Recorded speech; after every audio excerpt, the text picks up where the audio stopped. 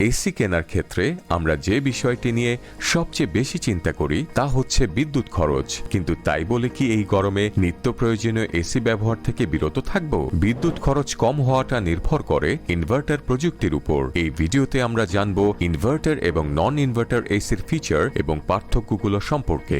নন inverter AC তাপমাত্রা নিয়ন্ত্রণ করে সরাসরি অন অফ হওয়ার মাধ্যমে। ধরুন আপনার রুমের তাপমাত্রা 25 ডিগ্রি সেন্টিগ্রেড চাচ্ছেন, কিন্তু আপনার রুমের তাপমাত্রা 32 ডিগ্রি সেন্টিগ্রেড বিদ্যমান। নন ইনভার্টার এসিতে আপনি রিমোট দিয়ে এসি চালু করার পর তা পূর্ণ শক্তিতে চালু হবার পর আপনার প্রয়োজনীয় নির্ধারিত তাপমাত্রায় চলে আসলে এসির কম্প্রেসার বন্ধ হয়ে যায়। এরপর যখন ঘরের তাপমাত্রা পূর্ব নির্ধারিত তাপমাত্রা থেকে বেড়ে যায় তখন এসির কম্প্রেসার আবার পূর্ণ শক্তিতে চালু হয়। এভাবে বারবার এসির কম্প্রেসার পূর্ণ শক্তিতে চালু ও বন্ধ হবার কারণে এসি বেশি বিদ্যুৎ ব্যবহার করে, যার কারণে বিদ্যুৎ খরচ বেড়ে যায়। অন্যদিকে ইনভার্টার এসির প্রযুক্তিতে রিমোট দিয়ে এসি চালু করার পর এসির কম্প্রেসার প্রথমে পূর্ণ শক্তিতে চালু হয়, পরবর্তীতে ঘরের প্রয়োজনীয় আরামদায়ক তাপমাত্রা ঠিক রেখে এসিটির কম্প্রেসার ফ্রিকোয়েন্সি কমিয়ে বৈদ্যুতিক শক্তি খরচ কমিয়ে নিয়ে আসে।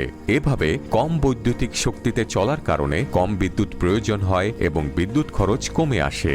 এবারে আমরা জানব ইনভার্টার এবং নন ইনভার্টার এসির সুবিধা ও অসুবিধাগুলো। ইনভার্টার এসির কম্প্রেসার প্রয়োজন মতো গতি কমিয়ে অস্বাভাবিক তেমন কোনো শব্দ ছাড়াই দীর্ঘ সময় চলতে পারে। অন্যদিকে নন ইনভার্টার এসির কম্প্রেসার বারবার পূর্ণ শক্তিতে চালু হওয়ার কারণে তুলনামূলক বেশি শব্দ হয়। ইনভার্টার এসিতে আপনি চাইলে রিমোটের টার্বো বাটন চেপে এসির শক্তিমাত্রা বাড়িয়ে আপনার ঘরকে দ্রুত ঠান্ডা করতে পারবেন। অন্যদিকে নন ইনভার্টার এসি ঘর ঠান্ডা করতে তুলনামূলক বেশি সময় নেয়। পরিবেশ বান্ধব এবং বিদ্যুৎ সাশ্রয়ী বলে ওয়ালটন ইনভার্টার এসি ক্রমেই জনপ্রিয় হয়ে উঠছে সকলের কাছে। Walton air conditioner, comfort without compromise.